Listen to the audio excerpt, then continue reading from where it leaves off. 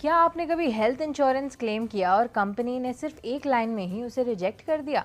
अगर हाँ, तो अब आपके लिए बड़ी राहत की खबर है, क्योंकि IRDAI ने ऐसा नियम लागू किया है जिससे इंश्योरेंस कंपनीज अब बिना ठोस वजह बताए आपका क्लेम खारिज नहीं कर पाएंगी। चलिए पूरे मामले को डिटेल में समझते हैं। आज के समय में हेल्थ इंश्योरेंस एक जरूरत बन चुका है। अस्पतालों का बढ़ता खर्च और मेडिकल इमरजेंसी किसी भी परिवार का बजट बिगाड़ सकती है। यही वजह है कि करोड़ों लोग हर साल महंगा प्रीमियम देकर हेल्थ इंश्योरेंस खरीदते हैं। लेकिन समस्या तब होती है जब जरूरत के समय क्लेम को रिजेक्ट कर दिया जाता है और कई बार पॉलिसी होल्डर्स को ये तक नहीं बताया जाता है कि आखिर क्लेम खारिज क्यों किया गया। और अब इसी समस्या को दूर करने के लिए इंश्योरेंस रेगुलेटर IRDAI ने बड़ा कदम उठाया है। चलिए इस खबर के इन डेप्थ में जाने से पहले आंकड़ों पर नजर डालते हैं। बता दें कि FY25 के दौरान देश में करीब 3.26 करोड़ हेल्थ इंश्योरेंस क्लेम्स दाखिल किए गए। इंश्योरेंस कंपनीज ने लगभग 94,248 करोड़ रुपीस का भुगतान भी किया, लेकिन इसके बावजूद करीब 8% क्लेम्स रिजेक्ट कर दिए गए। सरल भाषा में कहें तो हर 12 पॉलिसी होल्डर्स में से लगभग एक व्यक्ति को क्लेम का पैसा नहीं मिला। यही वजह है कि क्लेम रिजेक्शन और उससे जुड़ी शिकायतें लगातार बढ़ रही है।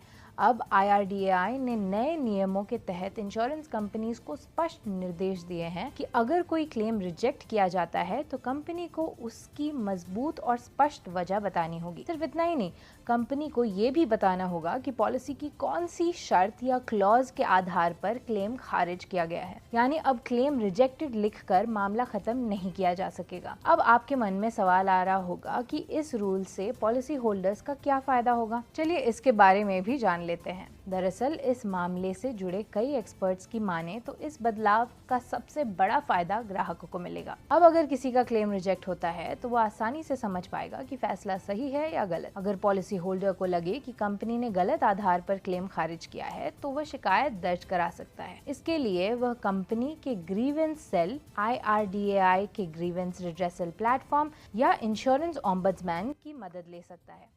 यानी अब ग्राहकों के पास अपने अधिकारों की रक्षा करने के लिए ज्यादा ट्रांसपेरेंट सिस्टम होगा। इतना ही नहीं, बता दें कि इस बार क्लेम प्रोसेसिंग को लेकर भी सख्ती बरती गई है, मगर कैसे, चलिए ये भी समझते हैं।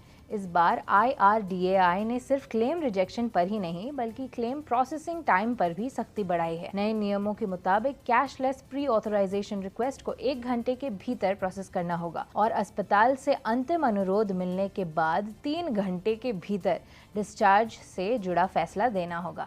इसका मतलब है कि मरीजों और उनके परिवारों को अस्पताल में अनावश्यक इंतजार का सामना कम करना पड़ेगा।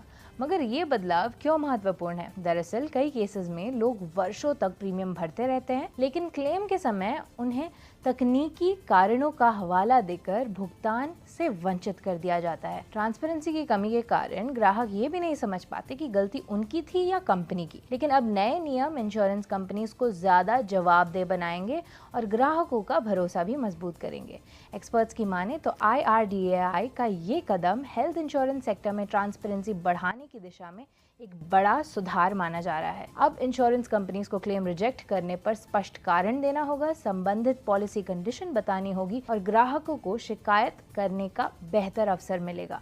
साथ ही क्लेम प्रोसेसिंग टाइमलाइन तय होने से पूरी प्रक्रिया पहले से ज्यादा तेज और जवाबदेह बनने की उम्मीद है। यानी अगर आपके पास हेल्थ इंश्योरेंस पॉलिसी है तो ये बदलाव आपके अधिकारों को मजबूत करता है। अब क्लेम रिजेक्ट होने पर चुपचाप फैसला मान लेने की जरूरत नहीं है।